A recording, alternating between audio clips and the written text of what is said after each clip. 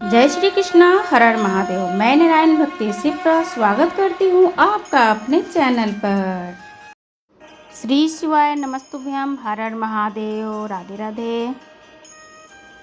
आज की वीडियो बेहद है खास उन सभी महिलाओं, बच्चों और पुरुषों के लिए जो कि इस बीमारी से ग्रसित हैं। इतनी भाग दौड़ बढ़ गई है ज़िंदगी में जिससे कि नया पुराना कम उम्र के बच्चे भी इस रोग से ग्रसित हो गए हैं। 15 साल के बच्चे भी इस रोग को पाकर अपने जीवन को जी रहे हैं। आइए चलते हैं, उस रोग का नाम ले लेते हैं थायराइड। थायराइड क्या है और क्यों हो जाता है, ये तो मेडिकल चिकित्सा से आपको पता चलेगा।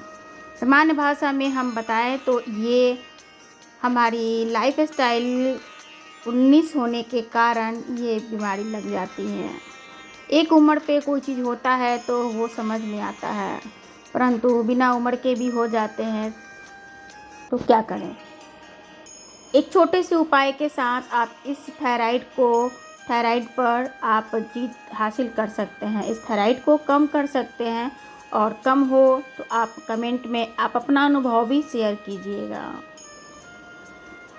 इस उपाय को हमें किस दिन करना है और कैसे करना है, जानने से पहले अगर आप हमारे चैनल पर नए हैं तो हमारे चैनल को सब्सक्राइब कर दें, क्योंकि महाराज जी के भी बताए गए उपायों के साथ साथ और भी नई कई टिप्स बताए जाते हैं ज़िंदगी को आसान बनाने के लिए। और बहुत ही सरल उपाय होते हैं जो कि घर पर आप साधारण तरीके से भी कर सकते हैं। बहुत ही कम से कम सामग्री में आप इन उपायों को कर अपने लाइफ स्टाइल में बिना बदलाव के अच्छी लाइफ ले सकते हैं, आरोग्यता को अपना प्राप्त कर सकते हैं, यानी कि सही से रह सकते हैं, शरीर आपका स्वस्थ रहे। तो ये उपाय, थायराइड का उपाय जो है, हमारे एक इंस्टाग्राम पर हमारे फ्रेंड्स ने रिक्वेस्ट भेजा था कि थायराइड के लिए कोई उपाय बताइए, तो मैंने उनके लिए ये उपाय खोजा था महाराज जी के प्रवचनों के द्वारा। उन्होंने बताया कि द्वादशी के दिन हमें ये उपाय करना है। तो पहले जानते हैं कि सितंबर में द्वादशी कब है। आज आपकी वीडियो बन रही है 3 तारीख, मतलब कि 3 सितंबर की। तो गणेश चतुर्थी का आज व्रत है, यानी कि अष्टमी आएगा, नवमी आएगा, दशमी आएगा, एकादशी और द्वादशी। इस बार की द्वादशी तिथि भाद्र के कृष्ण पक्ष की 12वीं तारीख को पड़ेगा, यानी कि 12 तारीख जो है 12 सितंबर, उस दिन आपको ये उपाय करना है। अथवा दूसरा, आपको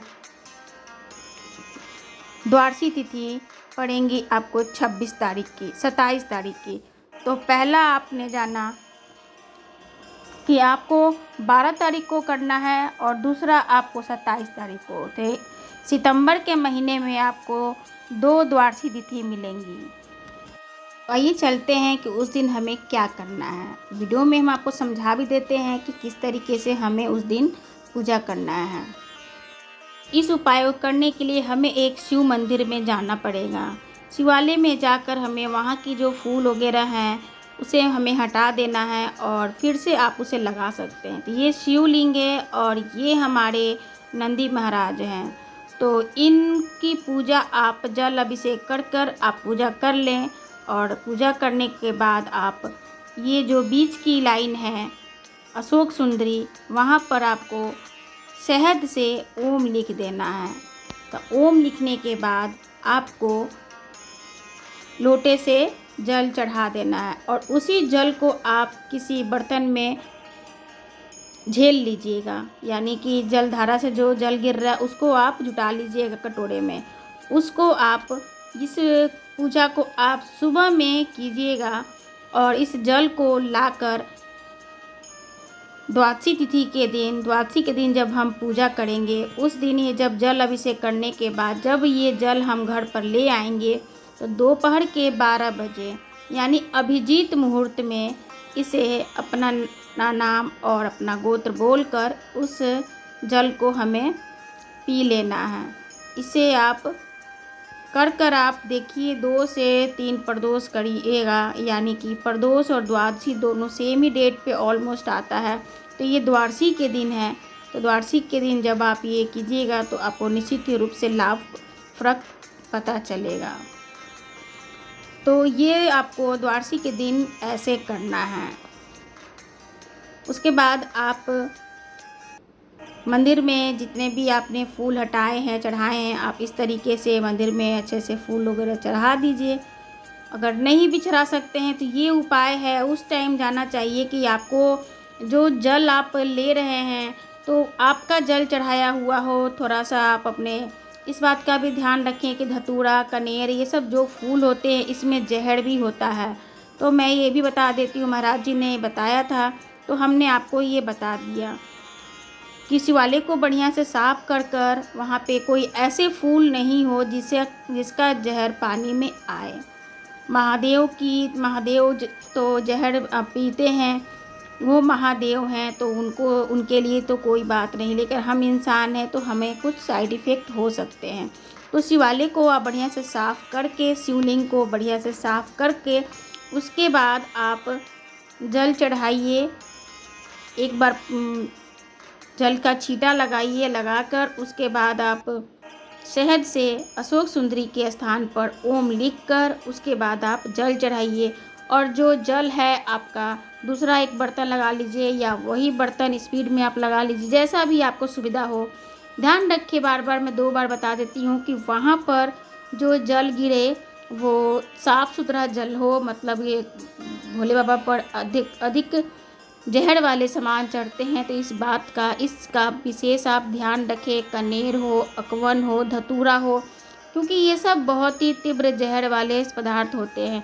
तो शिवलिंग जब साफ़ हो, जैसे हमारा देखा है कि मैं संध्या के समय गई थी और ये चीज़ मैंने हटाया, वहाँ पे पानी वगैरह कुछ नहीं था, तो हमने इस जल को झेल लिया था। इस जल को आप पहले भी आप झेल कर रख सकती हैं, ऐसा नहीं कि द्वादशी के दिन, लेकिन महाराज जी बता रहे हैं कि द्वादशी के दिन ही, तो आप द्वादशी के दिन ही कीजिए। मैं भी इस द्वादशी पे करूँगी और आप भी अनुभव शेयर कीजिएगा। मेरी सभी वीडियो में अपनी भी एक्सपीरियंस रहती है, जिस उपाय से हमें फ़ायदा और फ़र्क पता चलता है उसका अनुभव मैं अपनी वीडियो के साथ में करती हूँ। तो आप भी इस छोटी सी जानकारी को अपने जीवन में लाएं और भयंकर सी बीमारी जो ये थायराइड का प्रकोप बढ़ गया है, सभी के जीवन को अस्त व्यस्त कर दिया है, मोटा कर दिया है, सभी लोगों को अर्थराइटिस का रोग भयंकर इसमें बढ़ा दिया है। जिसको थायराइड होता है उसको स्वेलिंग बहुत ज़्यादा होने लग जा रही है, जॉइंट पेन उनके होने लग जा रहे हैं। तो इस छोटी सी उपाय आप कीजिएगा और अनुभव भी कीजिएगा कि आपको क्या फ़र्क पता चलता है। बस इसका बात का ज़रूर ध्यान रखिएगा, क्योंकि शिवालय पे सभी वस्तुएं जहर वाली चढ़ती हैं, तो ऐसा नहीं हो कि फ़ायदे के चक्कर में आपको नुकसान हो जाए। तो सफाई का विशेष ध्यान रखिएगा, मंदिर ऐसा चुनिएगा जहाँ पे आप पहुँच सके और सावधानी से उसका पूजा कर वहाँ का जल आप ले सके साफ़ सुथरा। आशा करते हैं कि आपको ये जानकारी अच्छी लगी हुई होगी और समझ में आया होगा। फिर मिलते हैं एक नए विषय के साथ, तब तक दे विदा मुझे, मैं शिप्रा। जय श्री कृष्ण, राधे राधे। भगवान शिव के प्रयास, जिन को थायराइड की प्रॉब्लम हो जाती है ना, थायराइड की बीमारी हो जाती है, उसको भी कुछ नहीं करना चाहिए। जहाँ पर शंकर भगवान की छोटी लड़की अशोक सुंदरी, आपको भी स्थान बताया था कथा के शुरू में, अशोक सुंदरी की जगह पर शहद से ओम अंकित कर दीजिए। कैसे करना है? मात्र शहद से ओम अंकित कर भगवान शंकर के ऊपर जल चढ़ा दीजिए, नीचे पात्र लगा लीजिए, उसी पात्र में शहद और उस जल को, अभिषेक का जो पानी है, जल है, उसको झेल लीजिए। उस पात्र को लेकर केवल द्वादशी तिथि के दिन दोपहर में 12 बजे उस पानी को पीना चालू कर दीजिए। 2-3 द्वादशी तिथि करिए, थायराइड की बीमारी में आराम लग जाएगा, बिल्कुल कहीं जाने की जरूरत। अशोक